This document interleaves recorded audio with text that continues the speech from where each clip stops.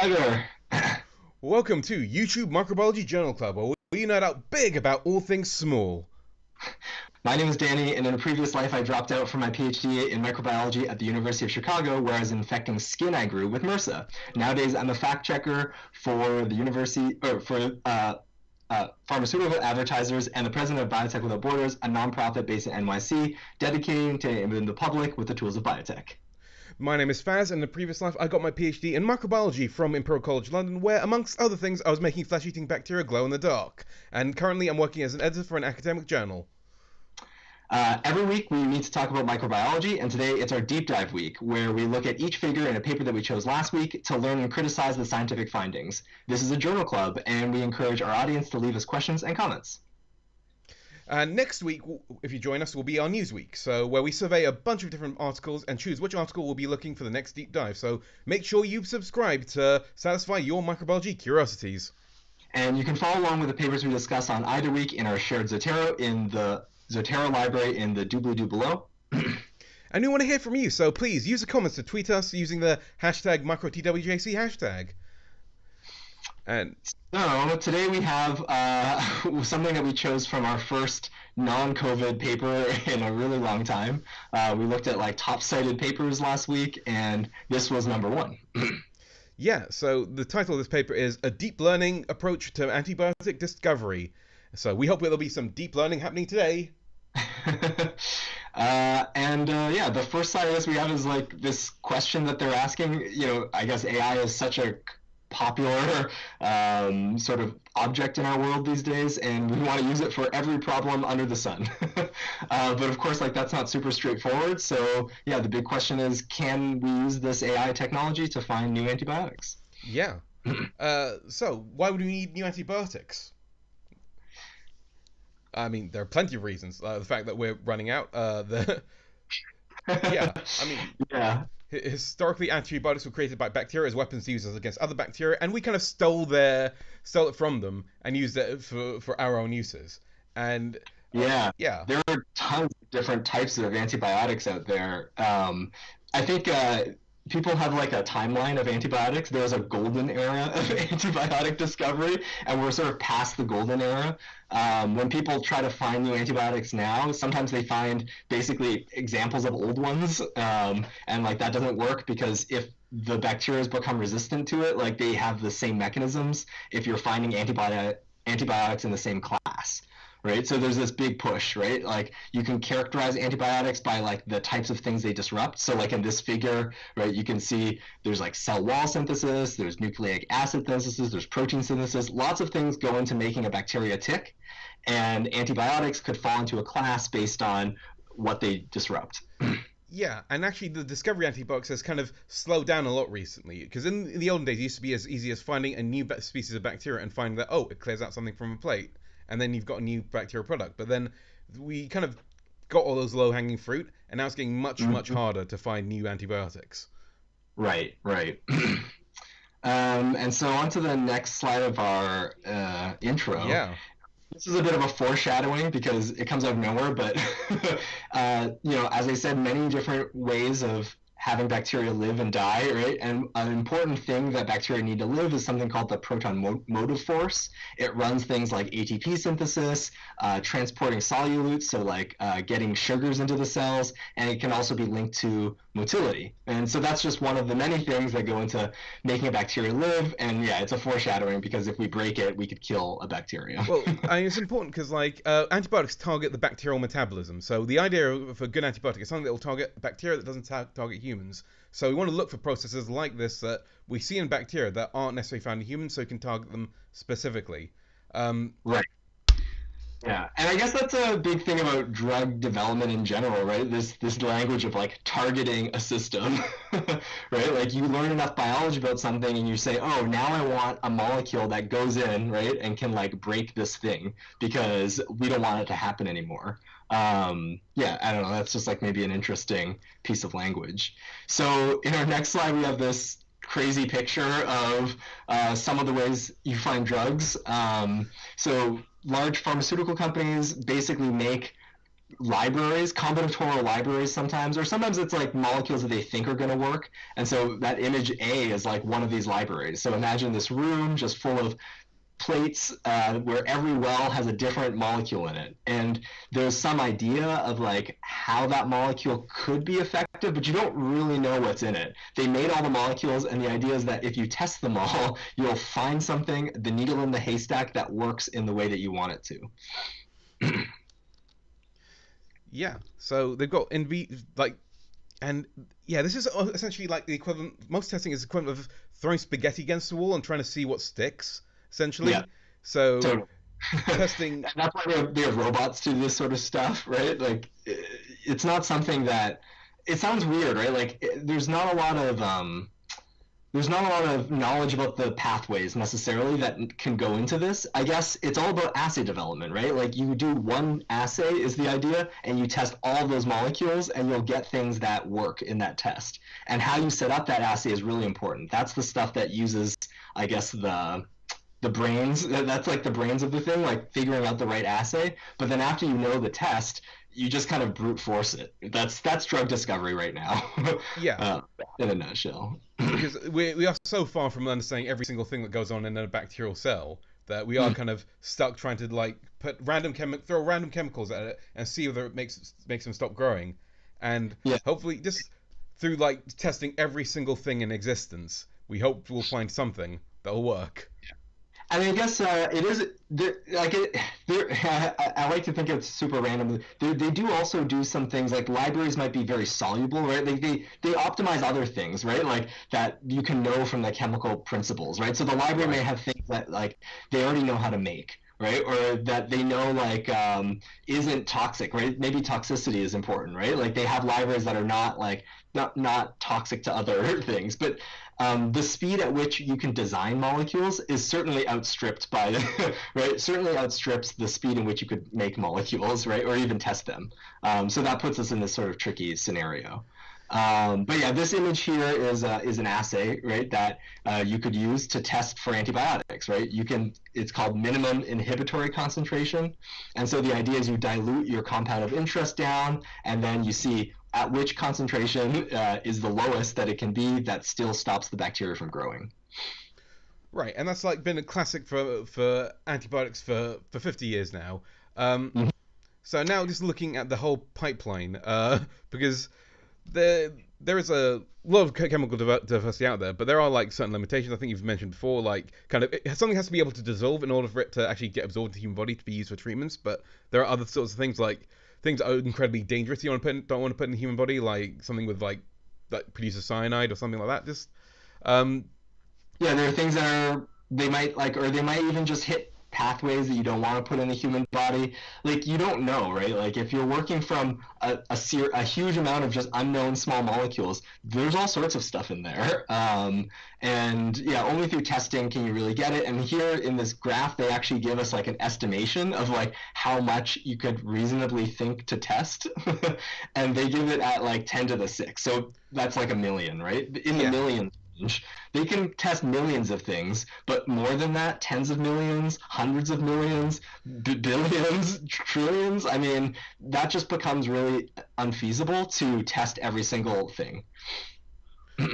right. So the one other way to like figure out how to do this is to try and teach a molecule to figure out what are you likely drug what could make a chemical an antibiotic.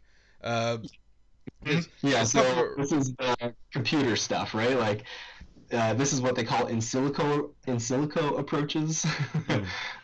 mm, Yeah, because computers, I guess they don't need to be tied right into the physical experimentation. They might see patterns, and those patterns are going to help us narrow down that funnel. yeah, and computers are kind of hypothesis agnostic. They don't come with any biases or well, we if they do come with biases, they're ones that we put in or that we can kind of hopefully discover later. But Mhm. the basic theory is that they can go empirically off the data and try and figure out like what properties there are without trying, and they could potentially find links that we wouldn't occur to us because of the Yeah, way we're taught and the way we learn about chemistry.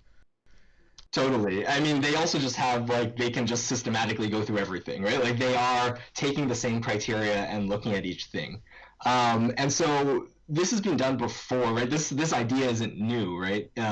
There's this there's this concept called a quantitative structure activity relationship, right? And that's basically saying that there are features in a molecule, structures in a molecule that map onto some sort of activity. And if you could figure out, right, that's like the golden thing. If you can figure out what structures map onto what activities, now you can do prediction, right? Because you can figure out, oh yeah, like when this bond is a nitrogen and it's connected to like a group that has this cluster of a ring and like whatever, that's an antibiotic. Then now you have like the key, right? The key to understanding all this stuff. You know what to ignore and what not to. But we're kind of it's difficult to do this because there's like you can make molecules of all shapes and sizes. People don't have a good concept of what an antibiotic is, and I think this is where the authors are thinking along the lines and papers before have thought along the lines of, well, maybe we can train, right, this machine learning technique can train a computer to get this information. Yeah. So they've got like all these list of parameters down here, like things like atomic weight. Like, I mean, you could read the list below and all look at in the actual paper. But yeah, It's all chemistry stuff. This is all the formal ways you can describe a molecule from the chemistry standpoint. yeah. And so how do you chug that into a computer so the computer can understand how each atom bonds together, how those bonds not only affect the atom but the atoms next to it, and then atoms, and the kind of how it changes across the whole molecule. Uh, Yeah. I mean, I think part of this we can also think about as it's like we've talked about like multi-dimensional data, right? Like each one of these, right, is an axis on a graph, yes. right? A really complicated graph that branches out in like all these different directions, and every molecule has its unique pattern that sits in there. But some of the features of that graph are important, and some of them are not. And the first step would be getting that whole feature map into a computer in a way that can be manipulated, I guess, and simplified if necessary.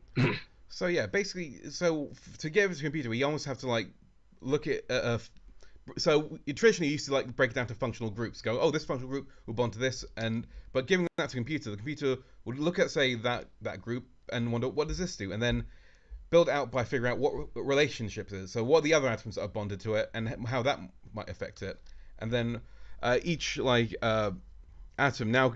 So trying to generate an idea so that each atom kind of knows what's in the other structure just by the basis of the bonding and the whole structure. So I think there's this idea of like. I mean, this goes into physics, which is a bit beyond me, but I think the idea of like uh, some information being contained for all the structure in one part of it, because every part of the molecule is affected by the other part. So there is even like in chemistry, there is some information of the other parts of the molecule stored in there. So that's Yeah, totally. I mean, that's like I don't know if people remember this part of chemistry. I'm not sure if you remember this part of chemistry class, but like mm, electronegativity, electropositivity, right? Like molecules are like these clouds of electrons. If you have charges in different regions of those molecules, it can pull those electrons away, right? And that's changing the chemical properties of things, right? Like these partial charges that sit in different areas, that's all relevant to how the molecule works, how it binds to different things. And this way of like systematically going through the molecule and saying this region is attached to this region, it's a map, right? right. Or a fingerprint. And this is like the most basic way in which you could encode information into a molecule.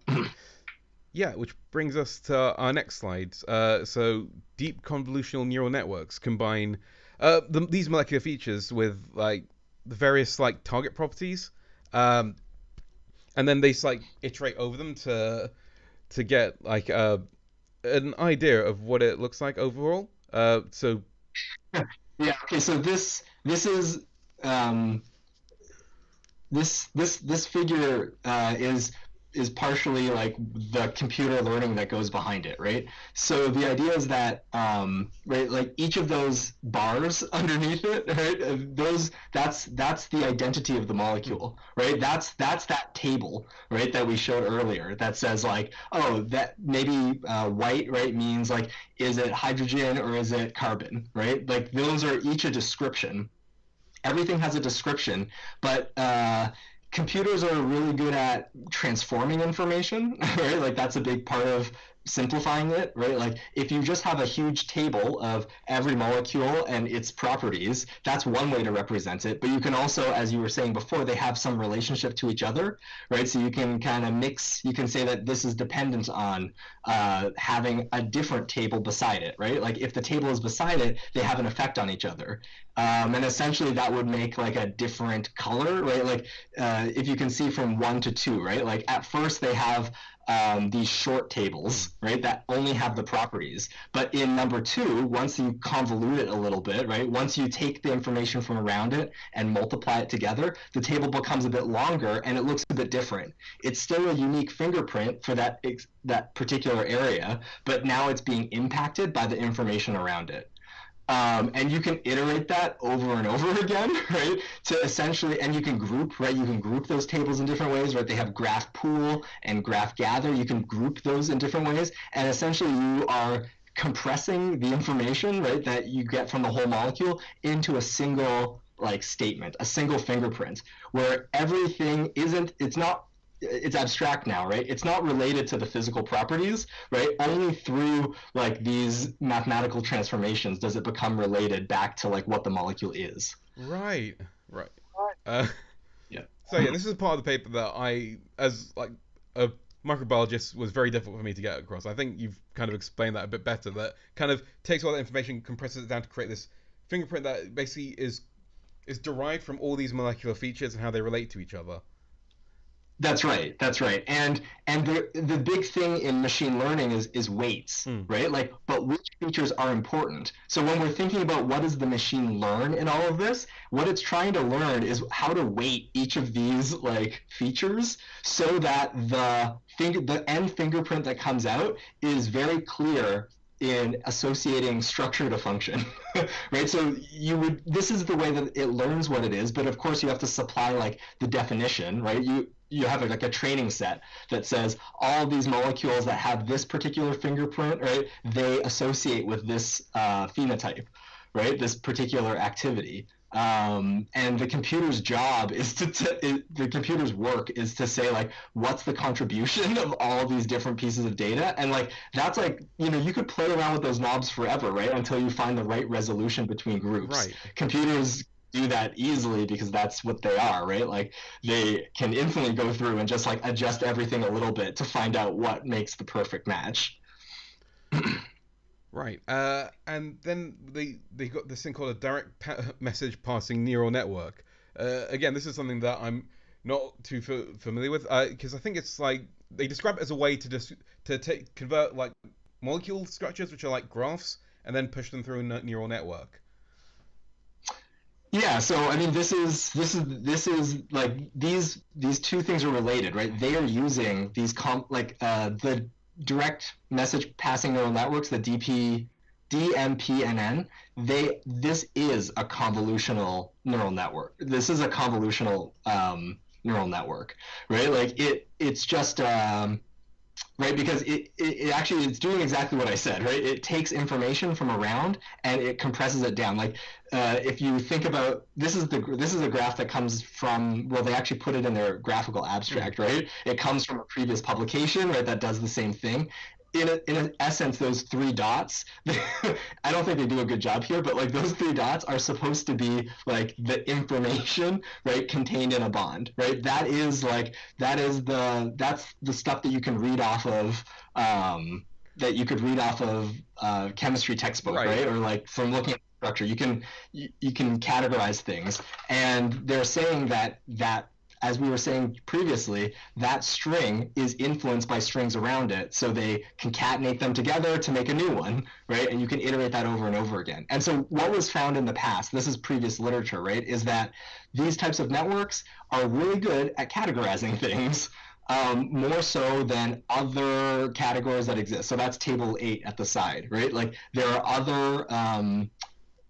other data sets that exist there, right? I guess they're calling them RF on Morgan, FFN on Morgan, FF, right? Like those are different algorithms that can go through it, and you can see that they show that their DMPNN algorithm is better, right, in these different cases. So it's worse in a few cases, right? It's the same in some cases and it's better in others. So this is the advance, I guess, in computer science that tips off people to say, I want to use this algorithm, right, to solve a problem. Because it performs well in these tasks. And maybe I should explain, like, when we say tasks, right, it's machine learning, right? So you have a training set and you have a question set, right? The training set has everything explained for you. It has all the molecules and what they do. You train your algorithm on that training set, and then you say, now test yourself on this other unknown set, right? And that's how these algorithms are evaluated, how well they do with a piece of training information to then classify like a test. Yeah, so they've got how this. They basically built this into the pipeline now. So now they show this training set to this AI, and the AI is looking at all the chemical properties and figuring out, okay, this is what an antibiotic looks like, and then setting out on this vast library of other things, and then getting it to then figure out that, okay, what from this library looks similar to what I've learned from my training data set. Mm-hmm. Mm-hmm. Yep, absolutely. And the way that the computer is getting there again is by like changing the weights of how it thinks different features are important, Right. right? And those features are ultimately all being mashed together by maths, right, to give a single it's a single, but it's a vector. It's like a really long string, right, that explains the relationship between all the features of the molecule. Right. And I think we have an explanation coming Yeah, up. so this was my attempt at trying to figure out. So essentially, starting with just this one sulfur atom on one end of the molecule, it passes a message to the other kind of atoms next to it to let it know that it exists. And again, we're passing on that like table of information that it has of like this is Yeah. all my information about myself. This is my Tinder bio, putting it to the other atoms, and then Mm-hmm. those atoms take that information as well as their own information and passing it on to the other atoms, and then it iterates and iterates until all the atoms have passed enough information. But obviously, there's different. So the AI doesn't know what the size of the molecule is coming in. It doesn't know how many iterations it needs to make in order to get a picture of the whole molecule. So that's why there's Mm-hmm. this thing called hyperparameter optimization, where it kind of decides how many iterations to use, and so it uses these various reasonings to figure out, okay, how many iterations should I use for this molecule, and kind of then using various clever mathematics to figure out how it should learn. So that's That's actually empirical. Like the strange thing is that's an empirical measure. Hyperparameter optimization. It actually doesn't. It's not like the computer determines. Like it doesn't know de novo, right, that like this is how many it should use. It has to measure a metric. It has to measure some metric, and so really it's just does more iterations, right, does incorporating more information into the model, iterating more, getting more messages, does that make my job of classifying better or worse?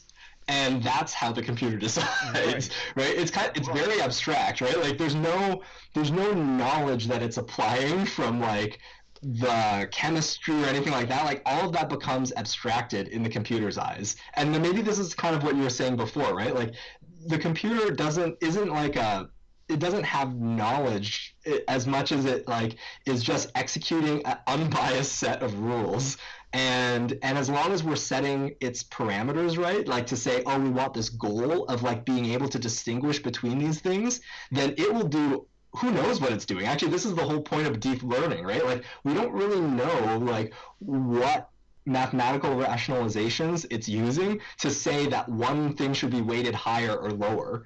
That is the whole point of deep learning, right? Is that the computer can make that decision because it knows best, because we're just telling the computer, make sure you can distinguish A from B. And the more A's from B's that you can distinguish, the better it is. Just keep doing what you're doing. Keep doing the math you're doing until you get to that point. Right.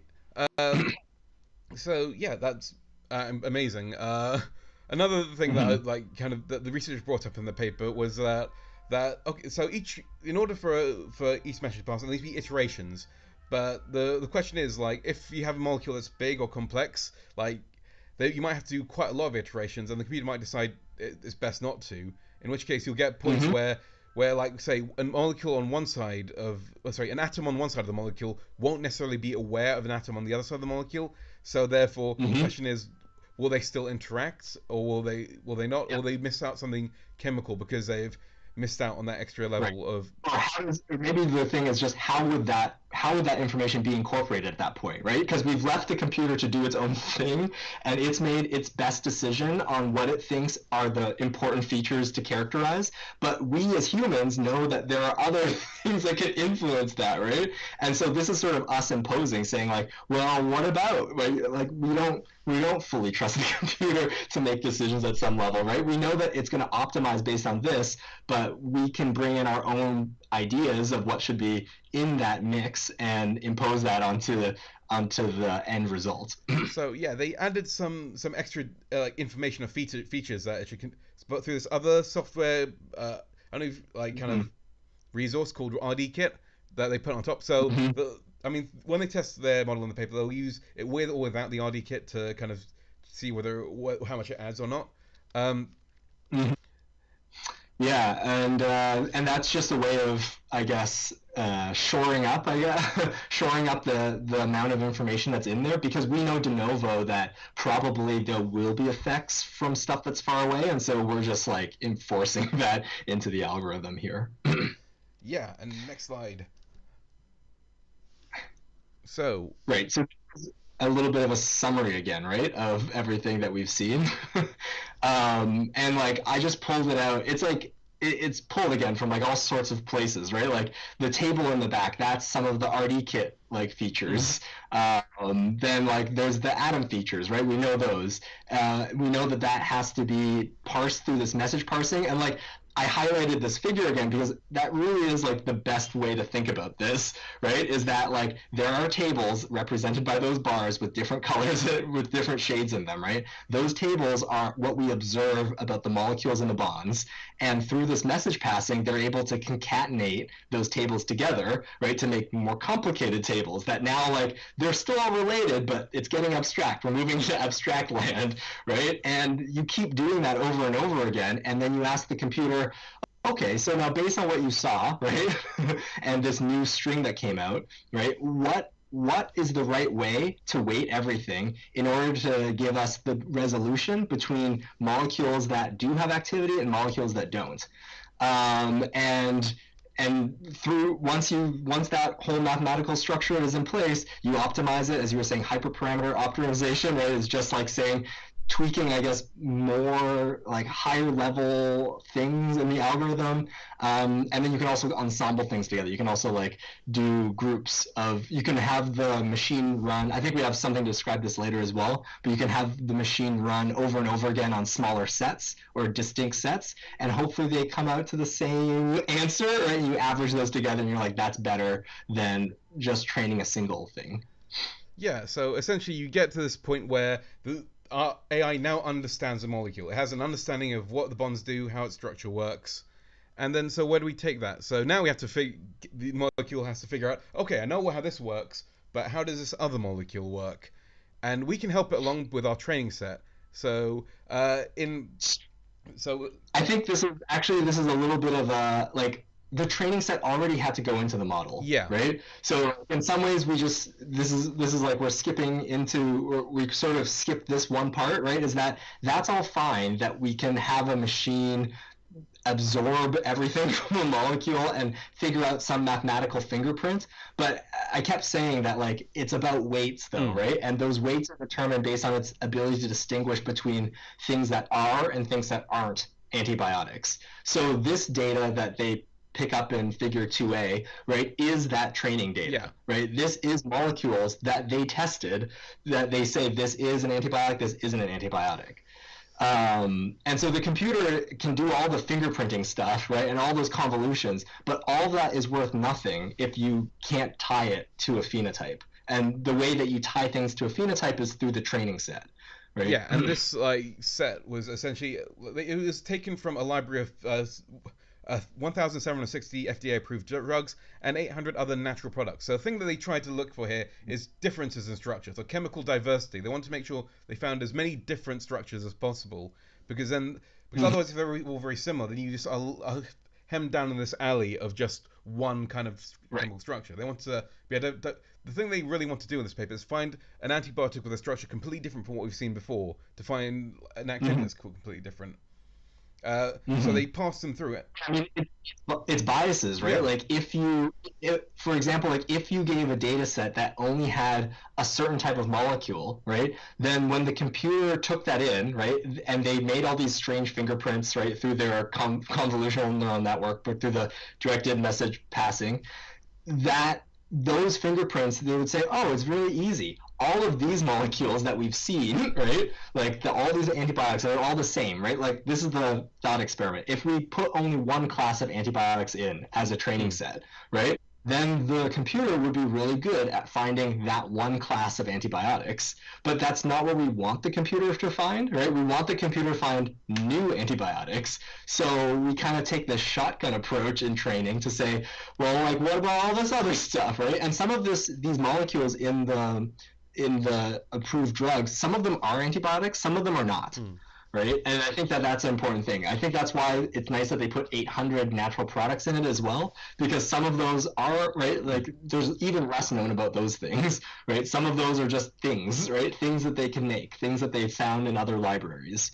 And that's ensuring that the computer doesn't get biased down a certain path, because it's very easy to train. Like the computer, again, doesn't know. It only knows what we show Hmm. it, right? The examples that we've shown. And if it gets trained on something that's too similar, it won't give us the results that we want, this novel result. It'll give us results, and they'll be good, right? Like it will find antibiotics. It will just find the ones that we don't want to find. The whole point of going through this exercise, right? Right.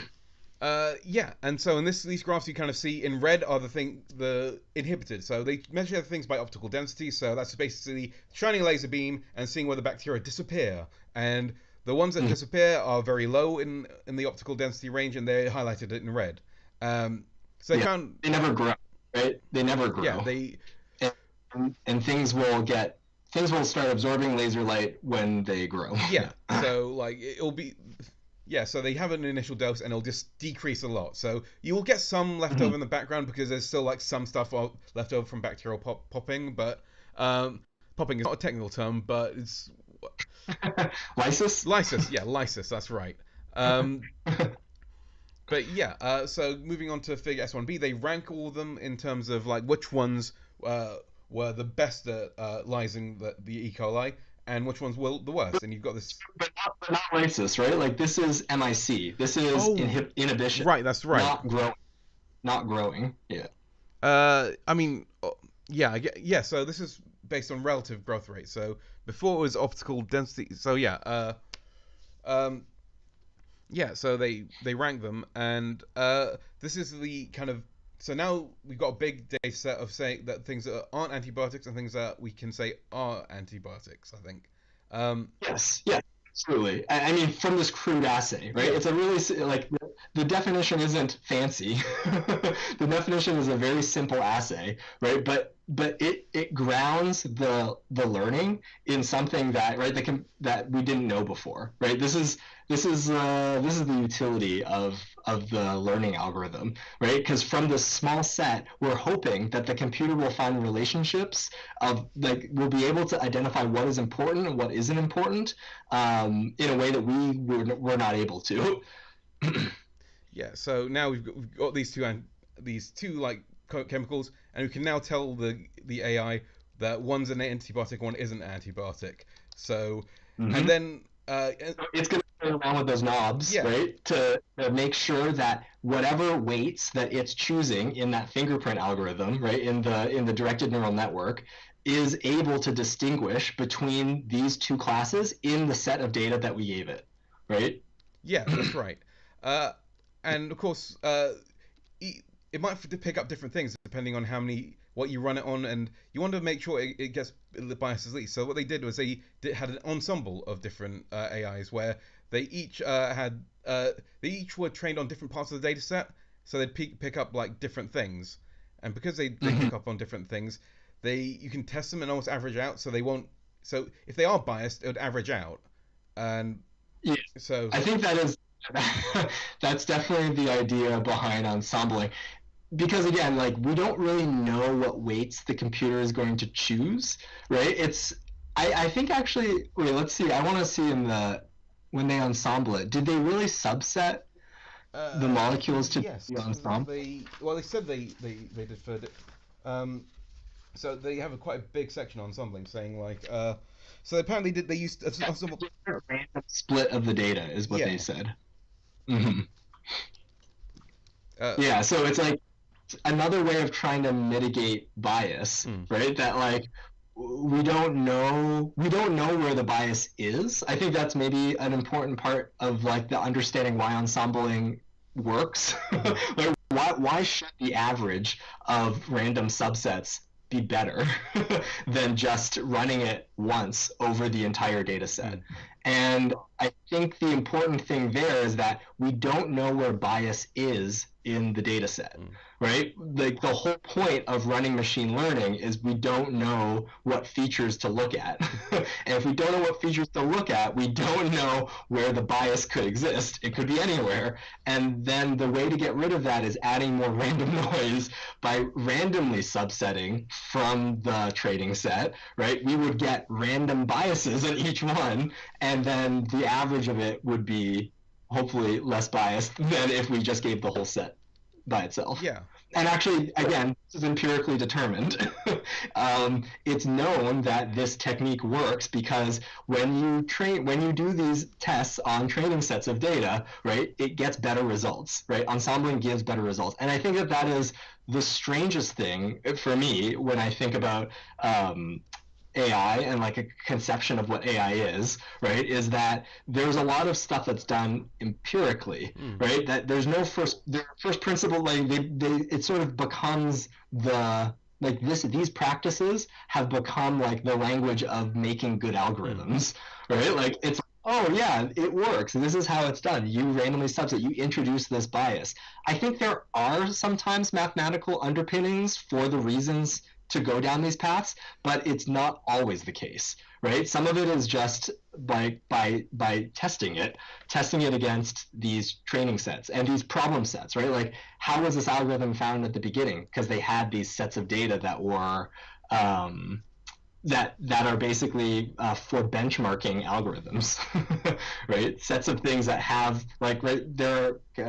People may have heard of Kaggle, right? Like these big competitions where it's just like, can you categorize these images as cancer or non-cancer, right? These exist too for the chemical field, Hmm. right? Can you categorize these things as soluble or not soluble? Can you categorize these things as X or Y?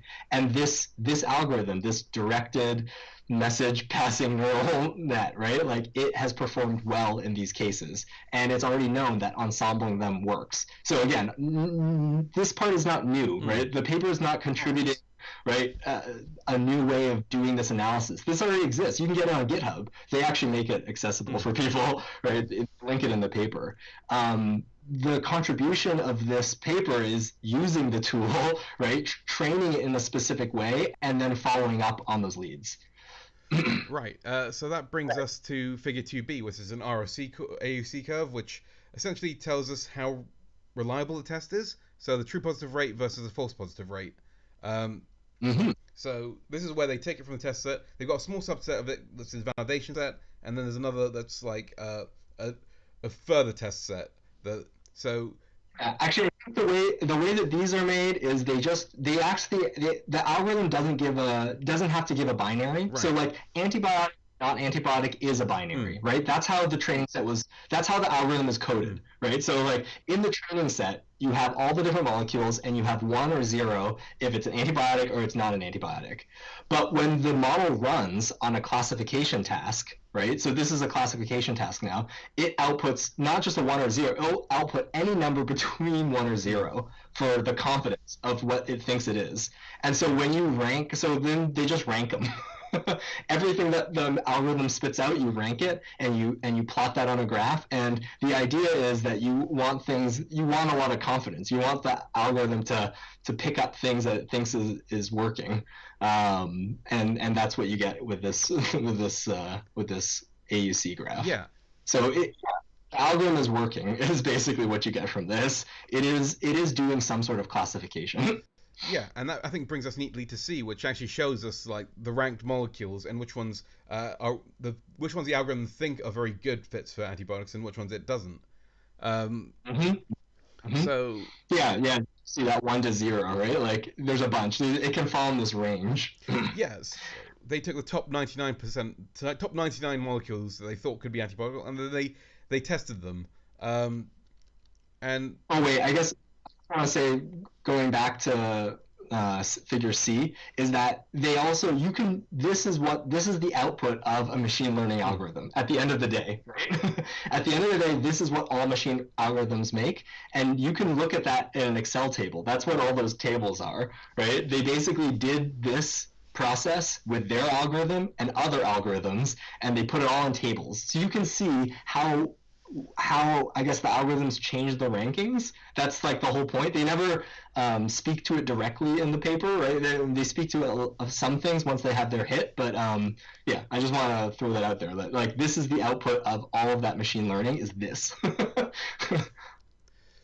yeah, and so now they kind of took the recommendations and then they tested them to see how well they stood up.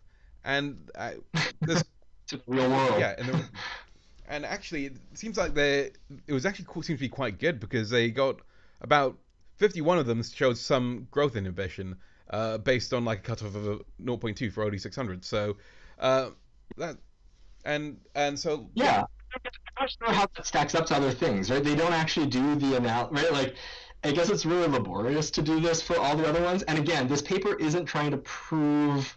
This paper at the end of the day isn't really proving that they like their algorithm the best, right? mm, Like, there's already all this previous literature to say that this algorithm is good at doing this task, right? But you could imagine that, like, if you wanted to know if this algorithm is really good at this task, you would want them to test. You would want them to find this true positive rate, this empirically determined true positive rate for every different algorithm, right? And so, like, yeah. Anyways, that's just like an interesting thing where you can see that the focus of this paper is not really proving that the algorithm is the best algorithm. It's just saying that like this is a valid approach, right? It's more of a proof of a concept than like giving us like an understanding of what the best choice would be. yeah. I mean, this I think that's highlighted a little bit by Figure 2E because that graph kind of shows the rank of predicted molecules. So kind of towards the left is where what the software thinks would be good, and then we actually see that uh, that actually there because I mean in an ideal world it would basically be if the prediction was perfect it would just be one line that go from red to Yeah. blue, but the fact that it's two Yes. lines shows that there is some area like some wiggle room here. Um, Yeah. Yeah, like these two graphs, if you could make these two graphs for every algorithm, that would be the data that told you this is the best algorithm to use. But in the way that they've presented to us, they just show us like it's a pretty good algorithm, right? But we don't really have anything to compare it to. right. And again, that's not the focus of the Mm, paper, right? Like they're just saying this works, yeah. and so it is. Yeah.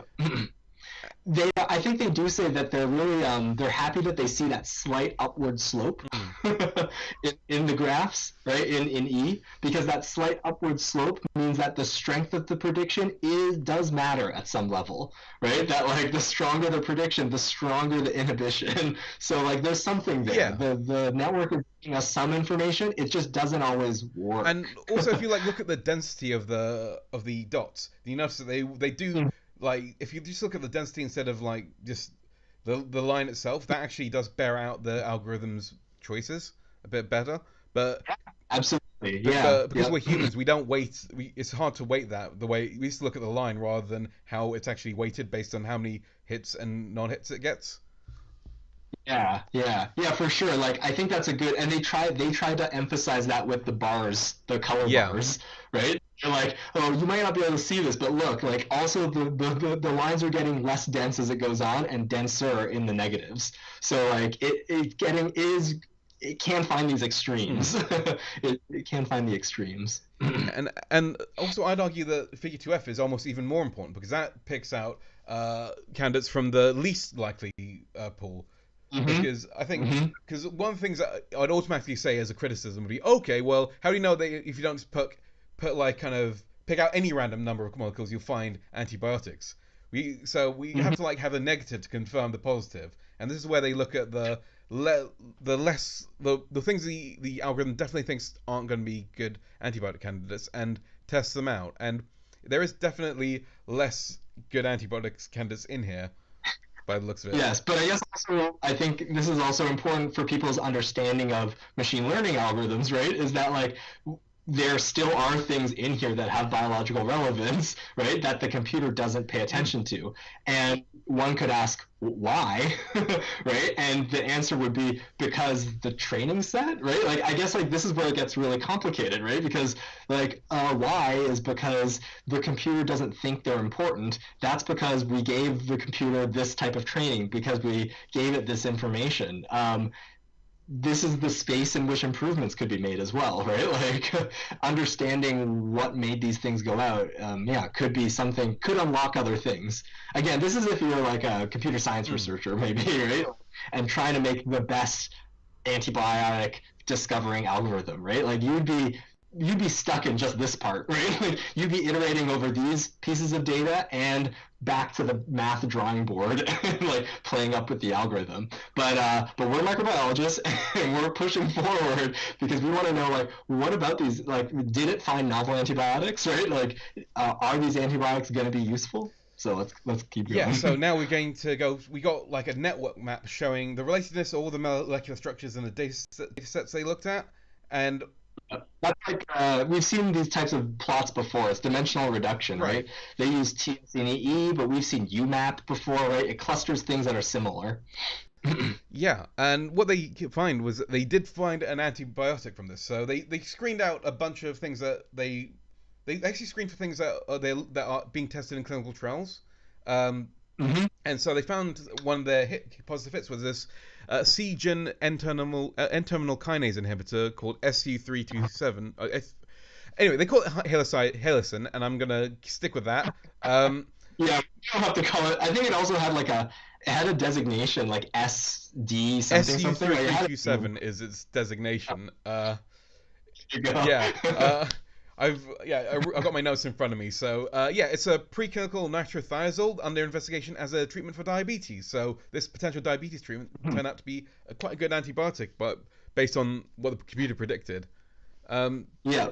Just strange, right? Like I guess it just shows you, you know what I also love about machine learning is it also shows us like the bias inside of our own investigations as humans, right? Like we can go like we can investigate things we only see in science what we hmm, ask. And so we're asking questions and they're good questions because they're based on prior knowledge. But if you took a step back and you took this like crazy unbiased eye, which is the machine learning algorithm, right? It can find relationships and useful things in the mix that we just ignored, right? Like, why would anyone try this diabetes drug, right? In this setting. I mean, I guess they say that it's similar to metronidazole, um, which is nitrophiazole, I think, kind of yeah. it's got a similar kind of structural thing. And thing is, like, if this failed in its diabetic trials, it'd be disappear and just like end up in the drawer. And so Yes. Yeah. and that's kind of part of the reason why drug repurposing is so interesting and important because sometimes you discover a molecule and think it'll do one thing and it doesn't, and frankly, other researchers come back and find that it does something else, and that's You're right. kind of what's happened here. Um, Yeah. Okay. Yeah. Let's push forward then. They just make sure that this is working, yep, right? That they run it through their OD, their inhibition study again, and they find the yeah. MIC, So which is about two. yeah, one about 2 micrograms per mil, which is actually pretty much pretty good. Absolutely, and you can imagine that once, like, so this is the beginning of drug follow up, Hmm, right? So like this is basically the machine learning algorithm has taken us to this point, right? Was able to get us to this point. This is where regular hit screening would also get us, right? It would bring us here, right? Then we're like, okay, we found them some things, and now we're going to follow up on them a little bit more. And after that, they can do all sorts of things to drugs. You can try to improve its solubility. You can try to improve its features. You can design other drugs that look like it. So like this is we're kind of seeing where machine learning is catching us up into the yeah, pipeline. this is where the paper turns into a straight microbiology paper for the most part, where they found this new antibiotic, which is a really important thing because again, we don't find many new antibiotics these days. So finding one with which is kind of dissimilar to other structures, is very important. Um, Yeah, absolutely. We want to learn about it, yeah, right? Like now that they fished out this molecule, like we want to say, how does it work? Like, is it really new? Can we say that definitively? And that's yeah, we're gonna see a lot of that coming up yeah. So next. coming up next, we've got it growing in. Uh, so this is figure S3A, and okay, so what's happening here? Bactericidal. So Yeah, like they were doing MIC, right? Like this is where you said lysis at the beginning. They never touched lysis, right. right? Like they were only looking at inhibition of growth. But now there's a difference, right? You can stop something from growing, but then after it gets diluted away, it grows Hmm. again. A nice feature of an antibiotic would be that it kills the Hmm. bacteria. And so the way they do that is they grow up bacteria and then they incubate it, so they grow it to like a density and then they incubate it with some of this compound and they see what you were saying before, the popping or the lysis would then make a decrease in how many bacteria grow again, I guess. Yeah, So it's not even OD, right? They actually plate them again to say like, are they alive anymore? yeah, um, and and it works. It's bactericidal based on this yeah, task, and they right? tested different concentrations of it, and they find that it does change the dosage a little bit, but the important thing is it's bactericidal. Um, Yep. and next one they're looking at. When you say like it changes the concentration, like it does it in a way that's favorable, Yeah, right? It sort of says you decrease the concentration of bacteria, you get more killing, meaning that you like more of this compound does the killing. It's a yeah, logical relationship. It's a that makes logical perfect relationship. sense. And they do it in rich media, and they also do it in depleted media. So rich media is where the bacteria get everything they want to eat, and they can grow and be very happy. So it's kind of like inside the body, but also kind of the inside the body is a complicated medium. So they also use PBS, which is basically a nothing medium. So trying to look at kind of the highs and the lows. So where a bacteria would really exist is kind of in between these two states, I think. Um, Yes. Absolutely, and it's already. I think the other thing is that it's known in litter. It's right. We know from studying antibiotics before that when things don't metabolize, when they're not actively in metabolism, sometimes you can't actually kill things with an antibiotic in that state, right? And I think a really important thing. I actually will go to the next slide, right? Because this is like a. We know ampicillin. It's a molecule that inhibits an enzyme in cell wall synthesis, right? And when you inhibit that enzyme, so the bacteria is growing, and it's like, oh, we can't make cell wall anymore, but it's still doing all of those steps that it would do in preparation for division, and that ends up killing the bacteria, right? So ampicillin is bactericidal, but it requires the bacteria to be doing hmm. stuff. Because if the bacteria is not doing anything, if it's not growing actively, then the cell wall inhibition doesn't do anything because it doesn't need to make cell wall. That's not an important molecule. And so in this one, the top wall, right, the top, oh, this is just the example of Yeah, ampicillin, right? Ampicillin doesn't work in the nutrient deplete right. conditions, but it does work in the nutrient replete conditions. Yeah, completely. So that's a good point of comparison that we can have for Halison.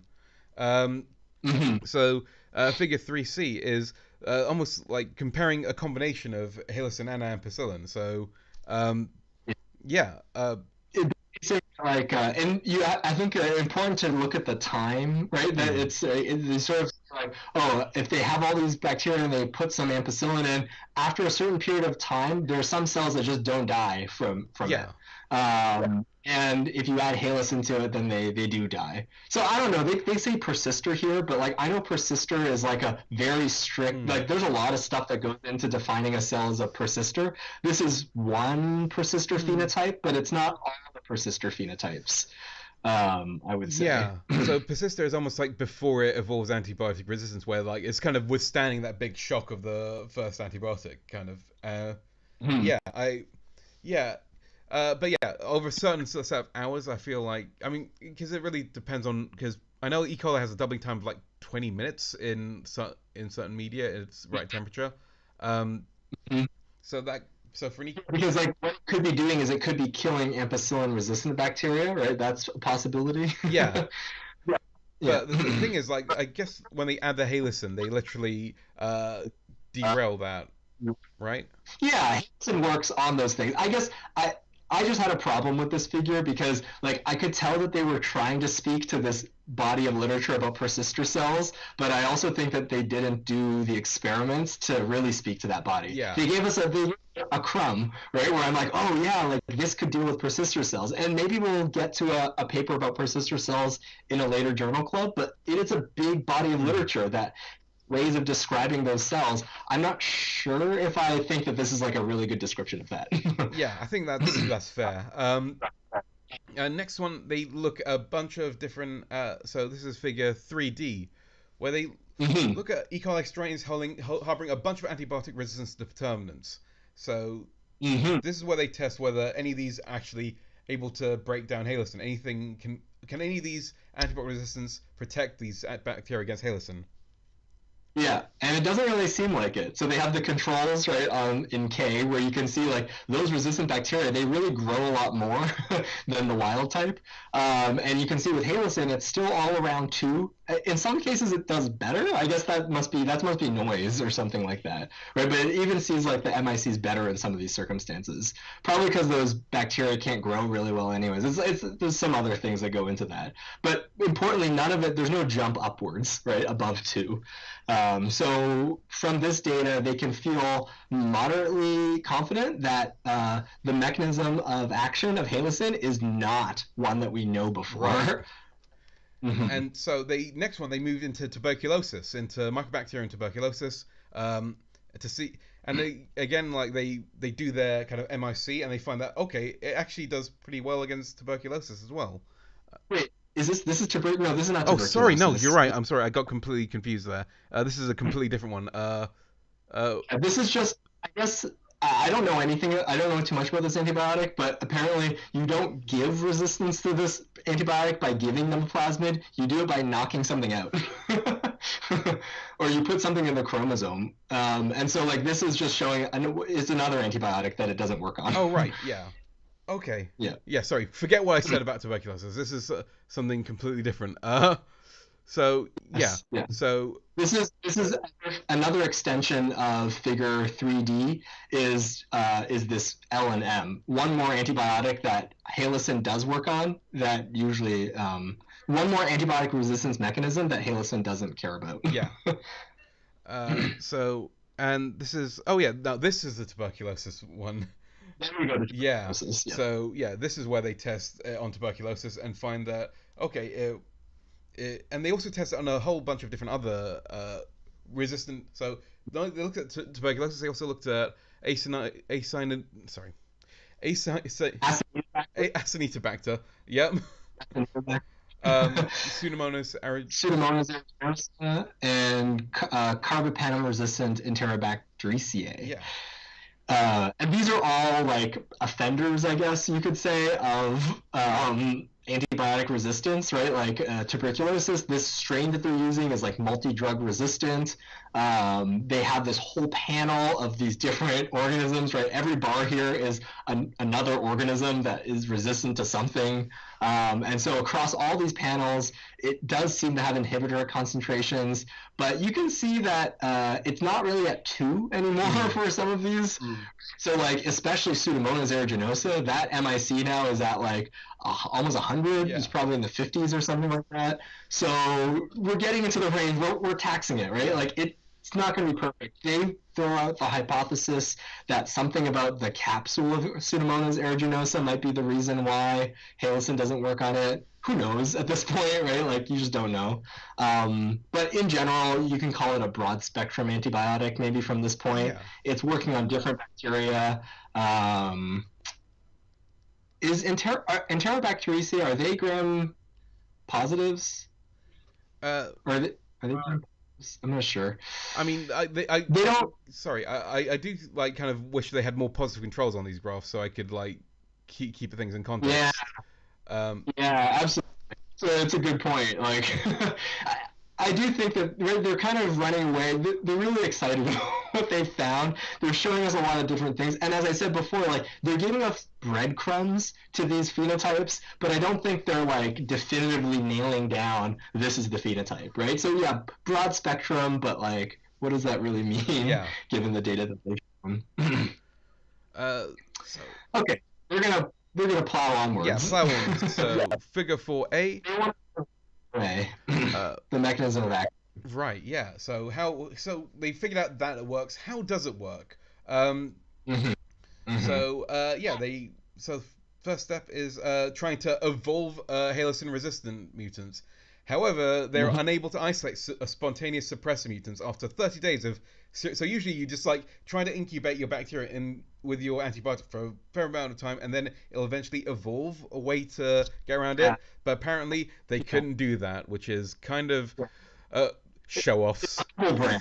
Right? Yeah, this is a humble brag, and Yeah. I also think it's not. Again, I don't like when I appreciate that they've done this and they've shown it to us, but again, it's not Hmm. definitive, right? Like if you want to prove that something doesn't make resistance, you actually do like there's different experimental designs to go down that path, Yeah. right? There's different gold standard experimental designs. In this one, they're comparing it against the evolution of resistance in Cipro, Yeah. right, on social media and in liquid. But yeah, I don't know. There's more to do to say that like you can't evolve resistance, right? More so, so like I like that they did this because it is interesting to know that maybe it's more difficult to evolve resistance here, and it ultimately is serving in the paper just the logic that they can't do it this way. It's more difficult to go down this route to find, so they're going to use a more transcriptome focused approach instead. Yeah, so they take out all the RNA and sequence it to see what's different when we add this antibiotic. And I think they Yeah. found that genes enriched, so they split them into different clusters. So some genes were related to locomotion and how that works. Others were related to iron homeostasis.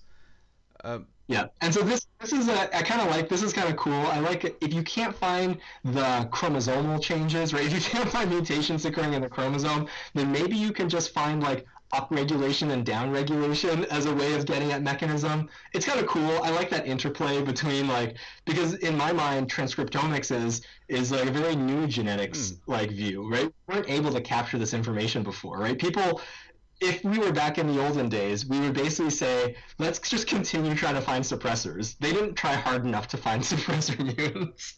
And you just keep doing it until you found it, right? And I think they would have eventually found it, but this is just faster now. I yeah, think this paper is a really funny study in like how technology has changed a lot in the way that we approach these questions. Like now when you can't figure something out, you're just like, well, let's just do a different method. Let's get all the data, let's get data in a different way. And this is something that, yeah, I just love seeing this in action because it's like a cool evolution of science milestone. yeah. So based on this data, so they know that there's something happening in locomotion. And locomotion is related to kind of the protomotor force. Like a lot of things like flagella are powered by that protein gradient.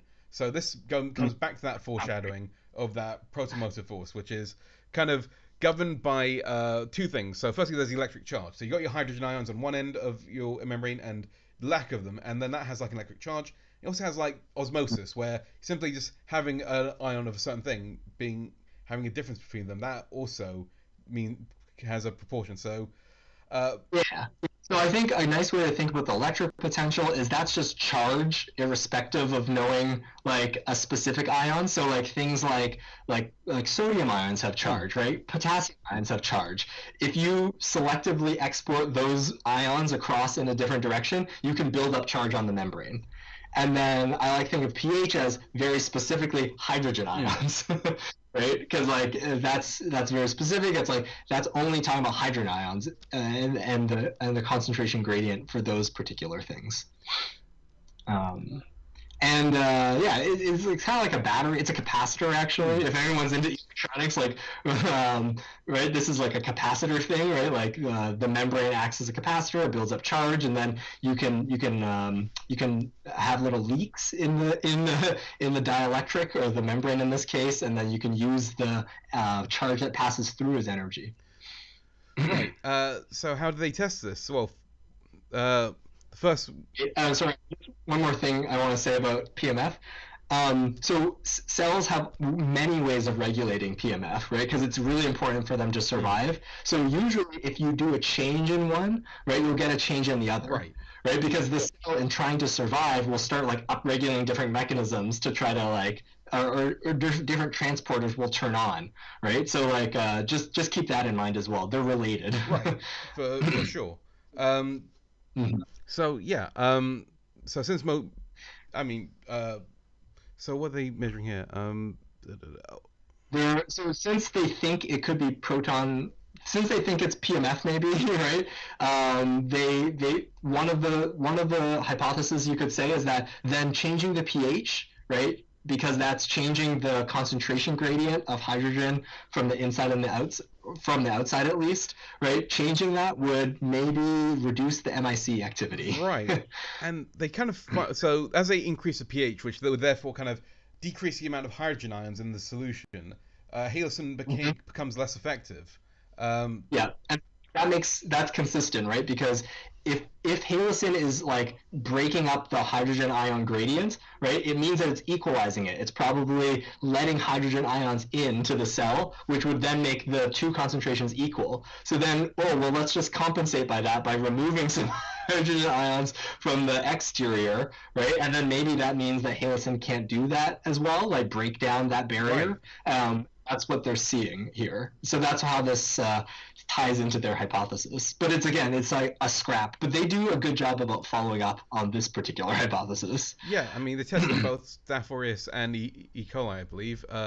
So In figure S3E, they do it a different way where they just add in sodium bicarbonate to lower the pH, like as it's growing, and so that's a way. It's basically the same point that the pH is lower. and figure 4D, they add a potentiometric fluorophore that basically accumulates in the cytoplasm when there's a charge differential across membrane, and when that charge differential is disrupted, the Membrane.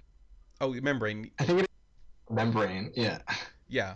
So a charge differential across membrane, that's what we've talked about before, and when that's disrupted. So if there's a hole in the membrane, or if that charge differential is equalized, that fluorophore can go into into the media around it, I guess. Yeah, yeah, and it self quenches there. So they compare it against. So they have a positive control, right? In each case, the valinomycin for Staph aureus or the polymyxin for E. coli. Those are two things that just like break up membranes, and so you get the release of the dye and that increase in fluorescence.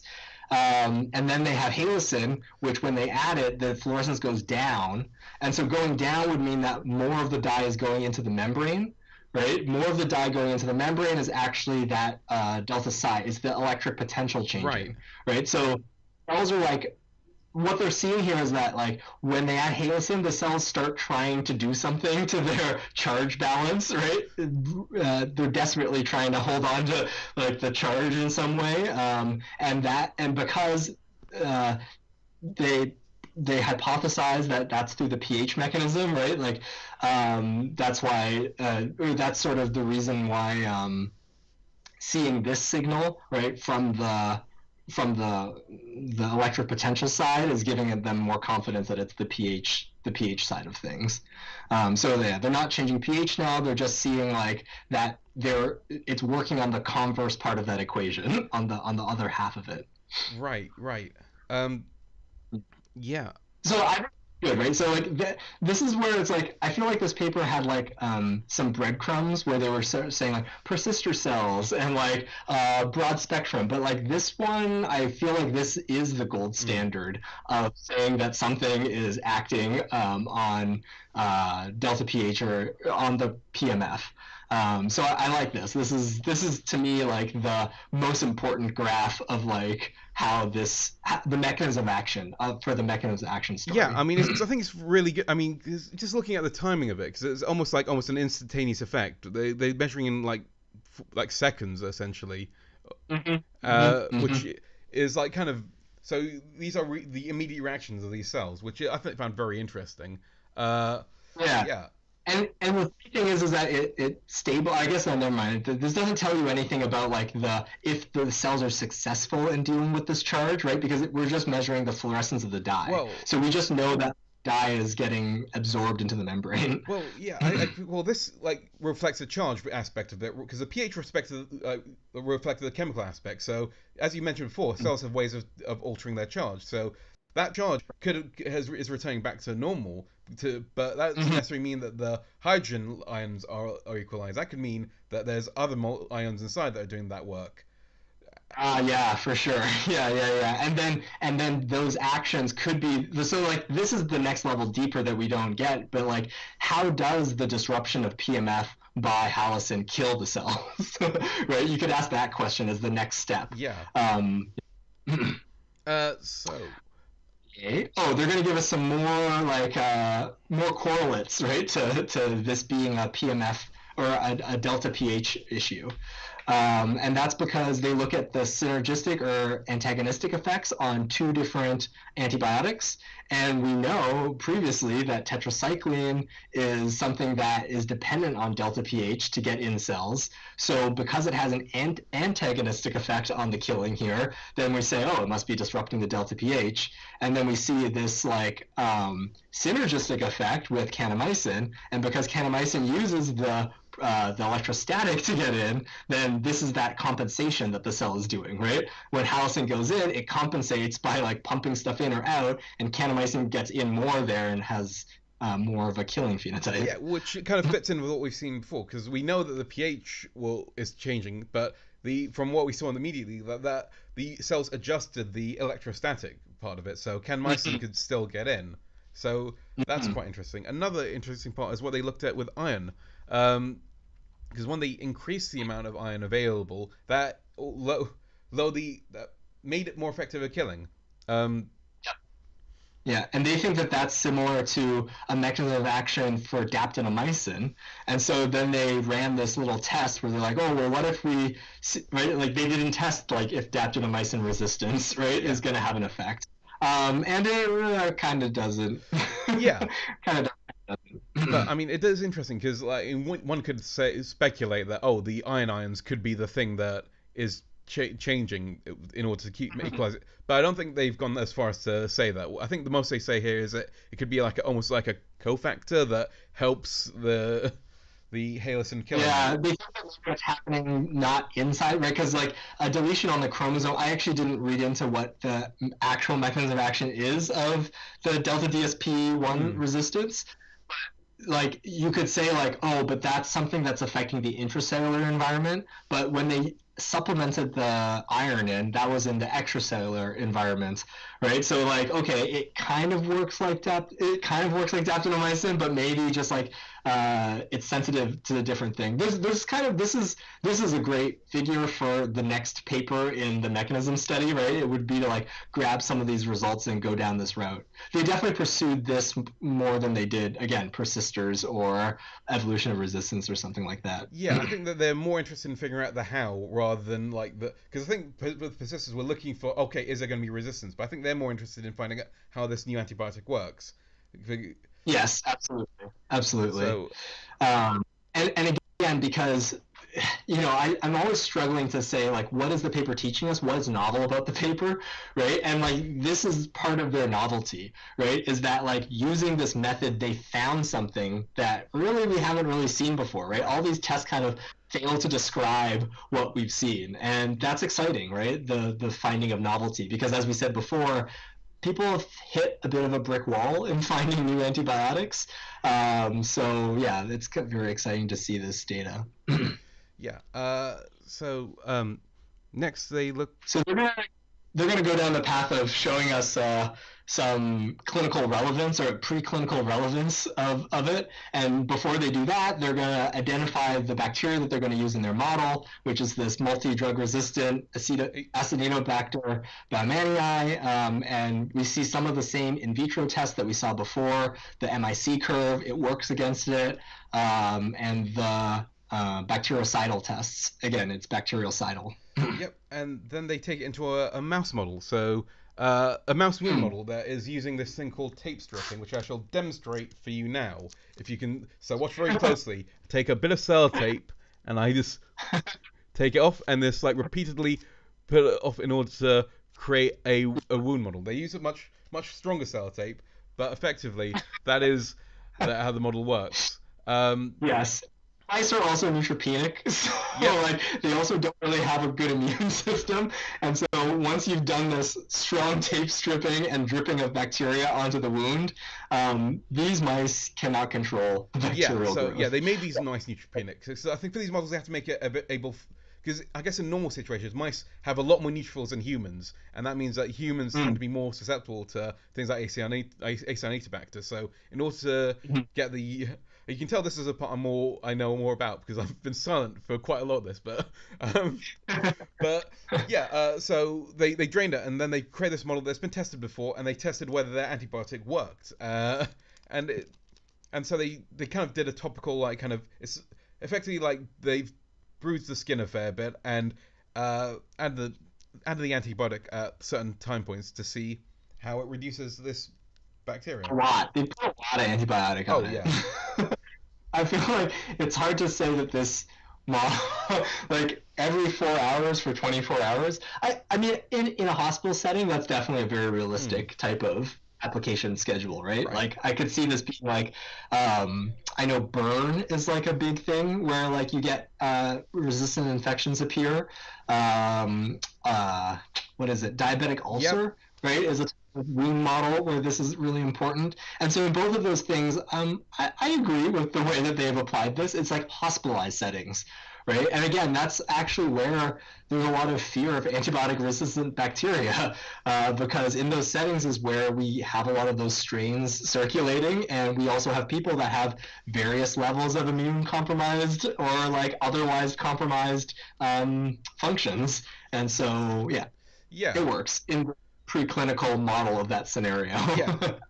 Um, so next they looked at a model of C. diff. So C. diff is a really big one for because C. diff can form spores and effectively have this state where it's not very susceptible to many antibiotics. Only metronidazole is the only one that really takes it down. But usually it occurs after you've given a patient lots of antibiotics and cleared out their normal gut bacteria, and then C. diff can outcompete them and cause a disease called pseudomembranous colitis.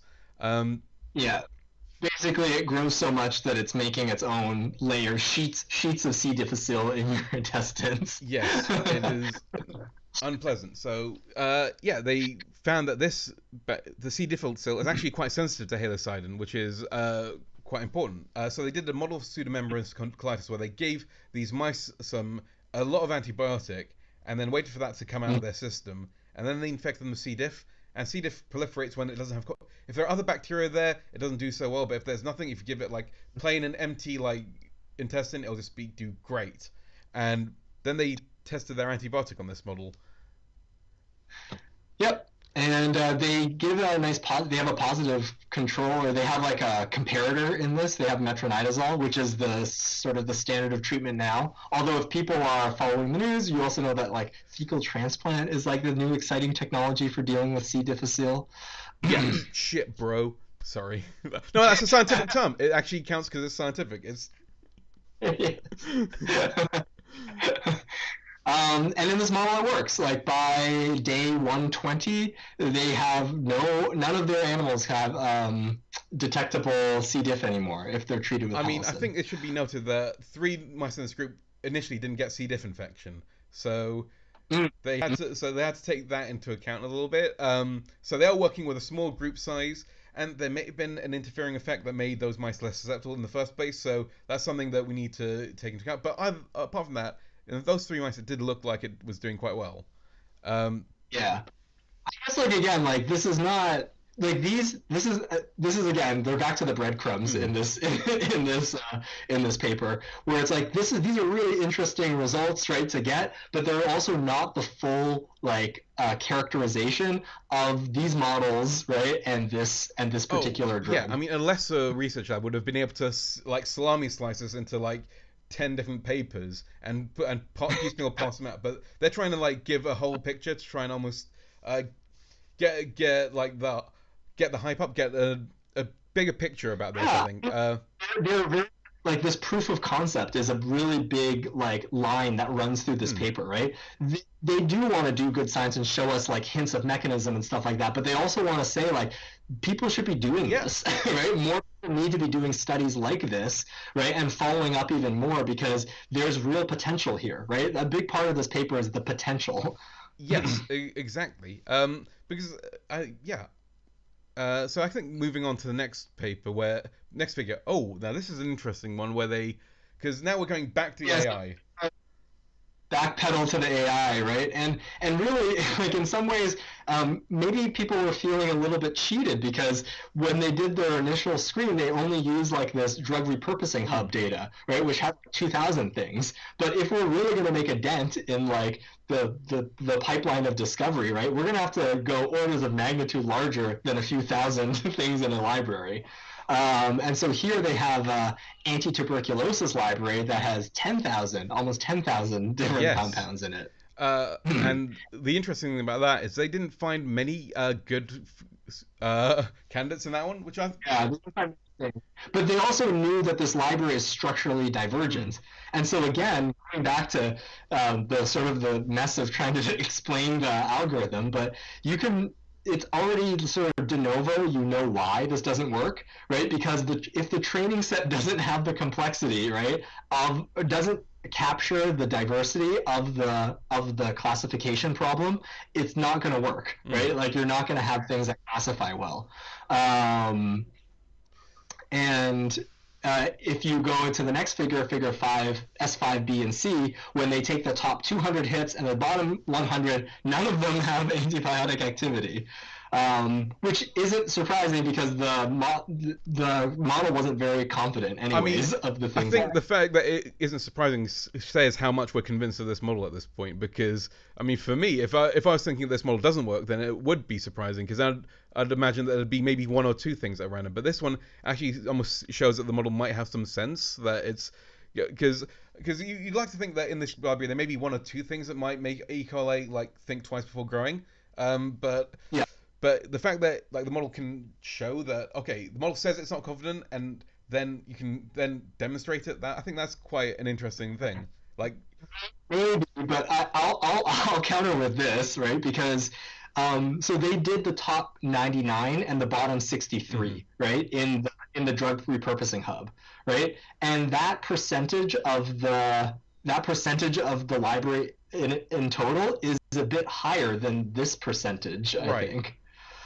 Like actually here they should have gone up by one order of magnitude. If the library is like 2,000 or whatever, they should have tested more, right? And then also they also used hits from the library, from the mm, predictions, right? So the predictions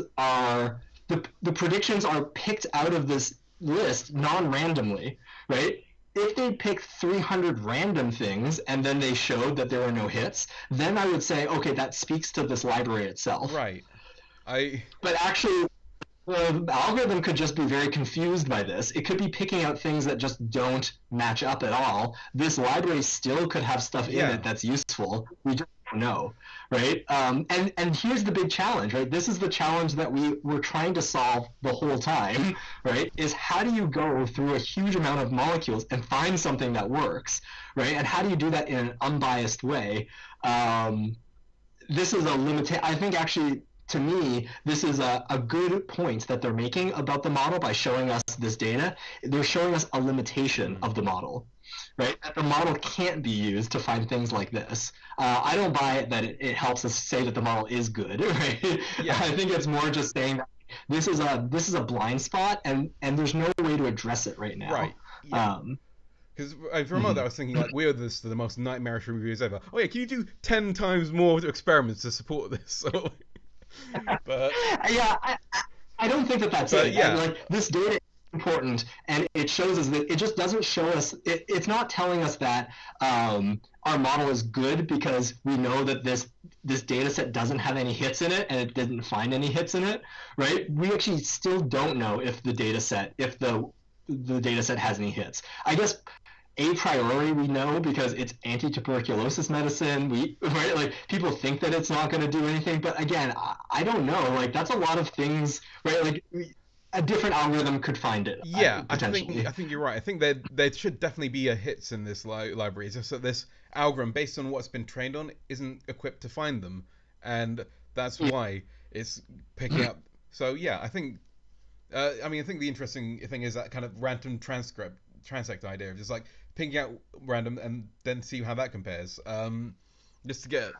Because again, we don't know what the algorithm is prioritizing in terms of what features it thinks are important for antibiotic resistance, right? All we know is that those features are tied to the biases of the training set.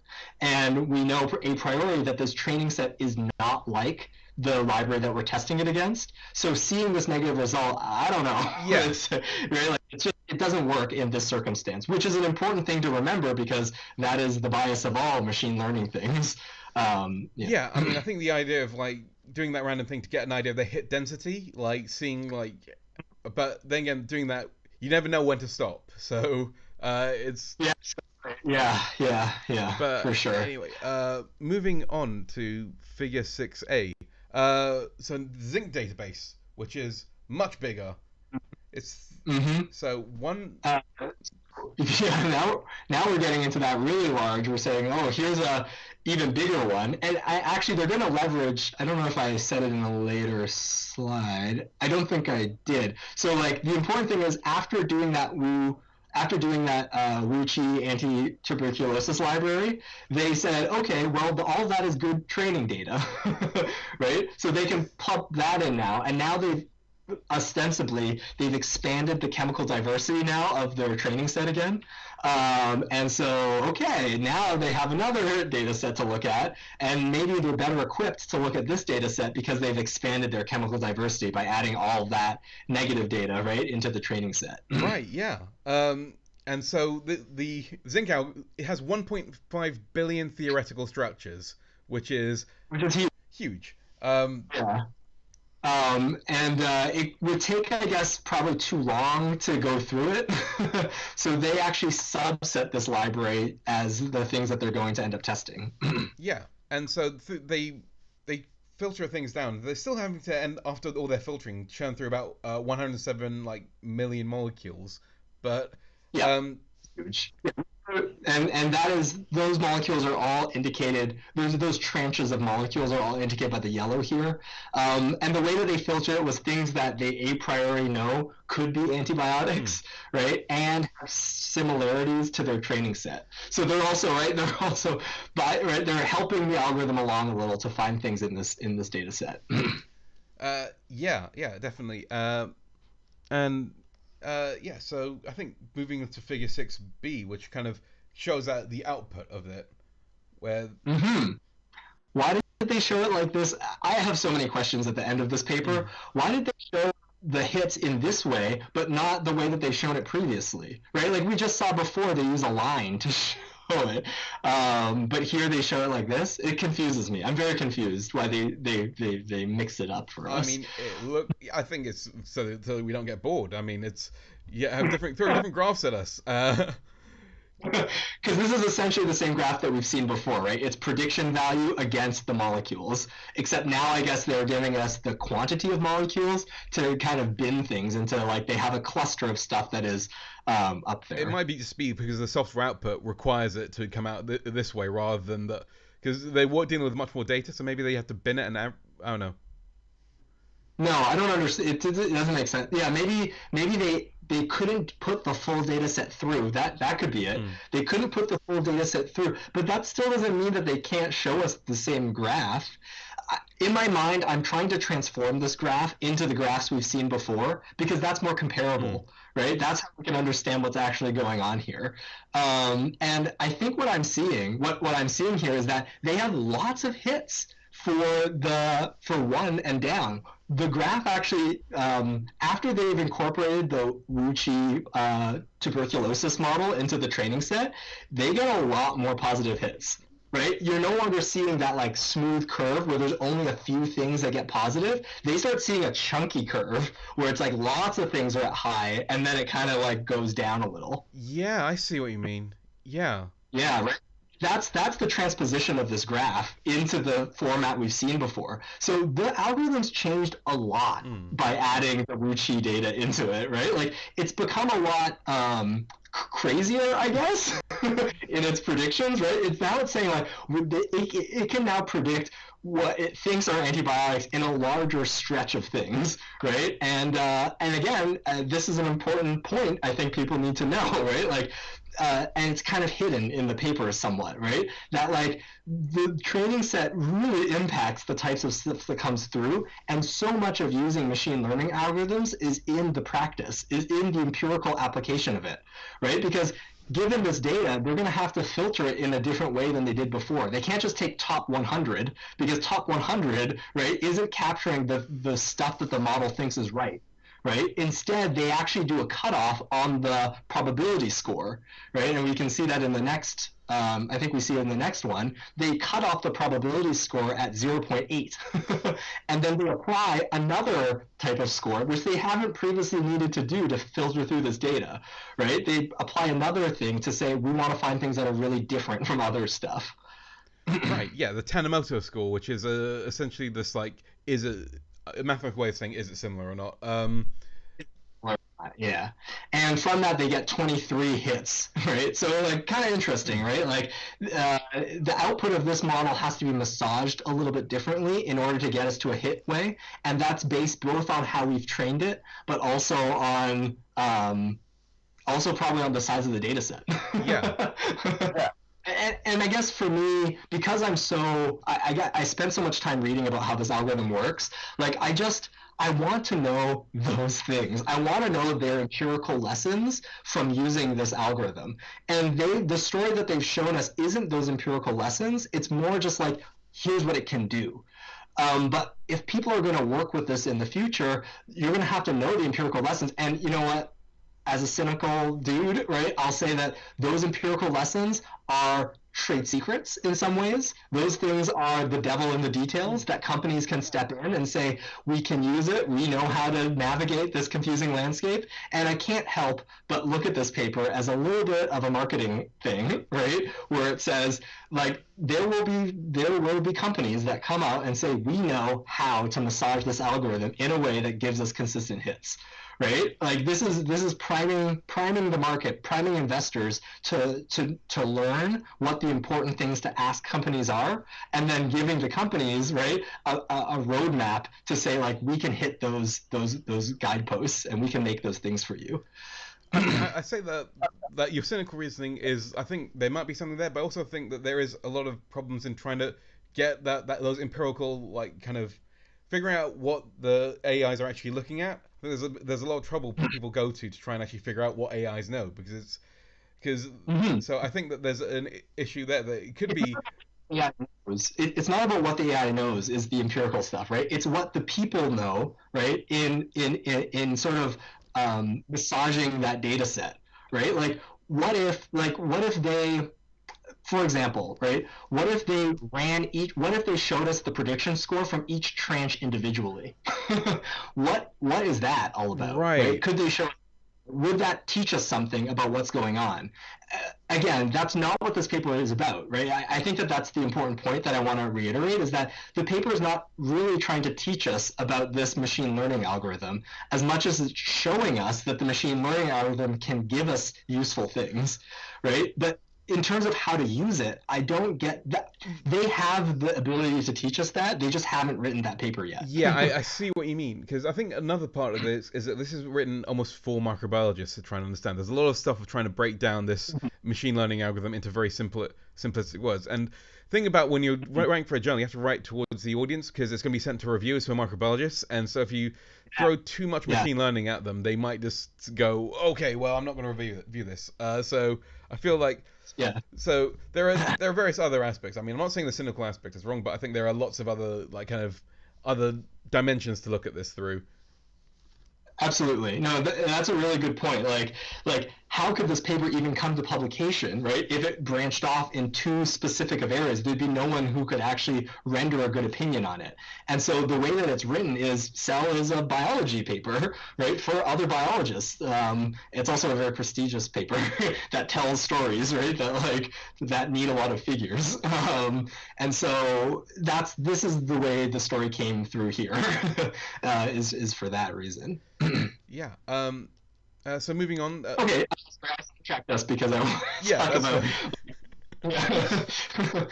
fine. So top 23 hits, they test them in their MIC assay, and they find 8 candidates in there. Right. Yeah, we've seen these graphs before. We know kind of what they mean, so I'm going to skip over them straight to the 8 candidates. They haven't given very like pronounceable names, but Yeah, they've left them all in their designation in the library state. yeah. So we could talk about zinc 0002255434673.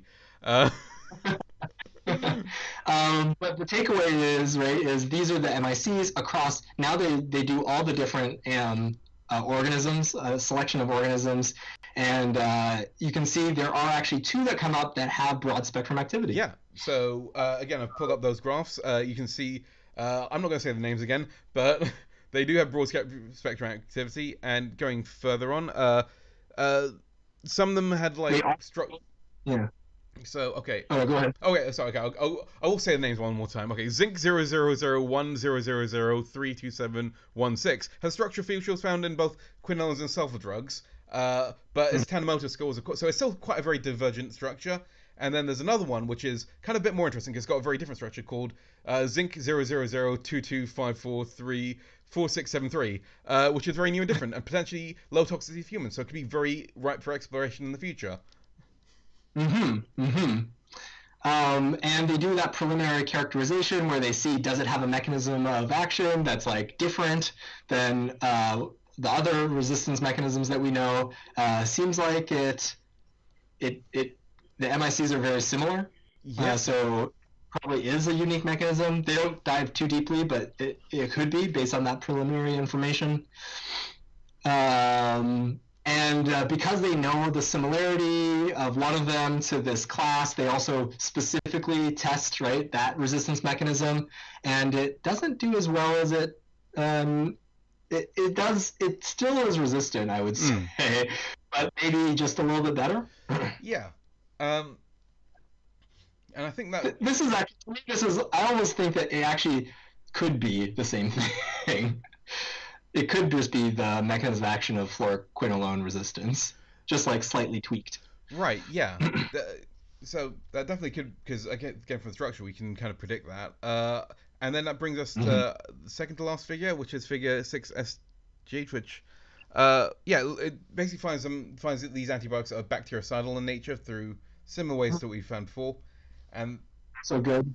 All of that is excitement, right? Like they're kind of building us up to say, look, now we did it on a really big library, and we can find some of the same indications that there's a novel antibiotic in the mix.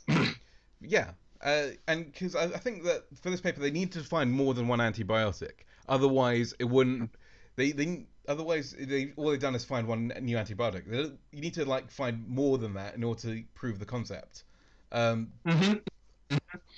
Yep, and that's sort of what they do, and then they show us this again. Now you can see all of the data that they looked at, right? Actually, they don't show you all the zinc data. They only give the zinc data predictions over, right, the cutoff. And actually, what's interesting to me is that it's very clear that their cutoff has a bias for certain clusters. Yes. Right? Because those cutoffs are not so evenly dispersed. I think I see like a purple dot right in the middle of everything, but other than that, most of the purple is clustered. And so again, this is going back to the point, adding in this Wuchi library into their data set for training might have introduced some sort of bias that they didn't previously have in the model, and maybe would just need a lot more work to try to disperse a little bit. I mean, I think the great thing about machine learning, they can literally go back to the original version that didn't have the Wuchi library and run that through it to see whether it has any differences or not. Yeah, and if they do that too, like these are some of the things where I'm just like, I think these would be really. I'm like, this paper has whetted my appetite for like like previously, I guess like for me, machine learning is like I understand it can open up all these different things, but reading this paper has really put me down the line of like where the details are, Mm. right? Where details do I want to really see from like the application of machine learning to these types of problems that would make me feel confident that we are going down the right path in terms of application. But again, the important thing I think that they point out is that their hits, the top hits after their filtering strategy, those are evenly dispersed over this graph, more or less.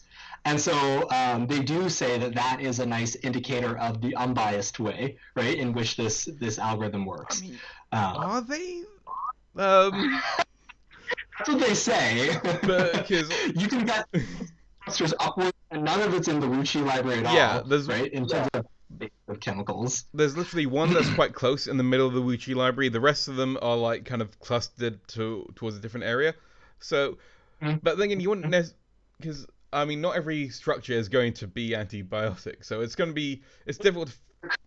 Yeah, there could be an inherent bias in the map of all true antibiotics. So again, I like this map. It's a great one to end off on and just leave on people's minds, right? Because this is the problem that we're dealing with, right? Is that here are all these dots, and there's even more, right? There's a billion. There's like the 0.9 was only 1,000 out of a billion, right? There's way more dots out there in the world, right? How do you know what is an antibiotic? Right? And how do you make sure that the algorithm that you make isn't just like zoning in on something that it's seen in a sector, right? Because even though that sector may have tons of antibiotics, there may be another sector in another place very far away, and how do we find it, right? That's the challenge, and that's what this paper sort of says is trying to urge us to think of machine learning as that tool to crack that nut. I mean, the thing that's interesting about this paper is how it comes straight from the chemical structure itself, as if there's some intrinsic chemical thing that makes something antibiotic, but it's to do with the metabolism of the bacteria and what it's going to be hitting, and we can't necessarily.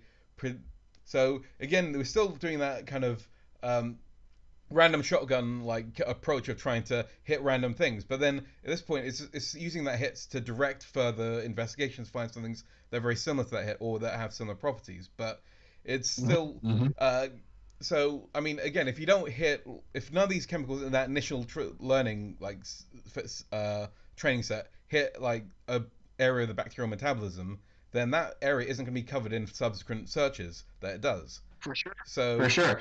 I think actually what you said there is a really interesting thought, and probably in the field, right? People would say, well, this is only taking information from the chemical. What if somehow we were able to integrate the data set, right, to say we can now annotate those chemicals with another functional thing, which is where they might bind to in a bacteria, yeah. right? Again, we're not really there yet, right? Like that information doesn't exist, but like perhaps that could also inform assay design. Like maybe they only use one assay to feed into the machine learning Hmm. algorithm, right? Like they use chemical structure and then they use the assay of is it an antibiotic or not. But what if they also fed in, right? Does it bind to bacteria at all? Right? Did it do anything to it? Like does it does it make a metabolic change in a bacteria? What if they did RNA? I mean, this is crazy now, but like we've talked about barcodes before, right? But what if they do like a barcoding approach, right? Where they look at transcripts from bacteria that have been treated with all the different right Right. with their training set, and they say here's the way that these different molecules impact the transcriptomics, right? And then they use that to train the model. I mean, That plus antibiotics. that sounds like that'd be amazing. Actually, that'd be a lot of data to chew through. So But more data, yeah. but But maybe we don't like. I always think transcriptomics is really just taking marker genes to the maximum. Maybe there's just marker genes that actually have a big impact, right? Like there are stress responses. We know something about bacterial stress response, right? There are stress responses that we can measure in bacteria, and we could use that as part of the training set as well, right? Just what molecules make bacteria stressed. but I mean that's not to take away from what they've done here because they've actually like added a lot more functionality to that the strategy of finding new molecules. And I think that's quite important. Absolutely. I mean, all of this is just like I'm excited, right? Yeah, Like I loved reading. I thought this paper did contribute something big, yeah, but a big part of for me, a big part of absorbing literature, right, is also making sure that you don't overstate what the paper is telling right, you, yeah, right? From the title, deep learning. What is it? Deep learning and antibiotics. A deep learning approach to antibiotic discovery. From that title, I think that it can get overblown. We said it was a top cited thing. It's really hot, right? Like, I just want to make sure that people say, like, this is an approach, mm, right? yeah, A single approach. And it's really helping me as a more biologist, not a computational biologist, right? Start to imagine the ways in which this tool could come into use, right? And importantly, the limitations of this tool as more and more people start using it, right? Is like a really important thing to keep in mind. And all of these ideas that I have had and I'm saying, they only came to me after I read the paper, right? yeah. These aren't things that from before I read the paper, right? This is me taking what I learned from the paper and saying, well, what about this? What about this? What about this? And that's science, right? Like science is all about the questions you ask afterwards. Yeah, I think one of the most interesting things that this paper could do is teach microbiologists about AI. I think that's uh, a really underrated thing about when you publish a paper that's cross-disciplinary. You actually bring in a lot of new information to people who might not have been exposed to it. Um, Mm-hmm. Mm-hmm. Totally. Yeah. And like from that, like new disciplines could be formed, new collaborations, right? Like new people working together. Right. This is like encouraging all the microbiologists out there to, talk to the person in the computer science department who's been training things on word data, right? Like they may have abstract principles that work in your scenario. yeah, I think that so I can so I'm quite glad we picked this paper because it's quite a consequential paper. It's quite this is the kind of thing that is very big for people in the field, and yeah, Yeah. because of In respective fields, right? In yeah, the field of computer science, in the field of antibiotic discovery, right? It does a really good job of like putting them together in this like intriguing way that shows application, right? And shows the way that you could get to these pieces of information. yeah. So I think that's a good note to leave it on. Uh, Absolutely. Um, Join us next week for our news week where we will survey papers to find something to cover in detail the following week. Probably SARS-CoV-2. I'm not sure. yeah, We'll see where we go there. we're opening up now, so we'll be covering both SARS-CoV-2 and other papers that catch your eye. And we want to remind everyone that while we're very enthusiastic about microbiology and somewhat qualified, it is possible we didn't get everything right. I mean, especially there's been so much deep learning in this. I know that I've been at sea for a lot of this, so Danny's been quite good at explaining things to me. But yeah, science is about thinking critically and asking the right questions. So if you have any questions or corrections, please let us know in the comments. And you can probably even see some of the biases in what I learned because I try to leave breadcrumbs in the Zotero folders, right, of these different things. Yeah, I totally agree with that. Like we have blind spots as well. You can reach out to us over Twitter with the hashtag #MicroTWJC. And again, as I said before, this is a process peer review, right? Like and absorbing journal articles. So if you had a good time listening to this ramble about microbiology, if it encouraged you to read the paper yourself, then let us know in the comments or let us know what you want us to cover next. Yeah, for sure. The comments you can reach us over Twitter through MicroTWC or our respective Twitters, which are listed underneath our faces. And if you have anything unclear that you want to discuss, we can bring up to the next session. It's been a real pleasure chatting with you, Danny. Same here, Faz. So tune in next week for more microbiology content.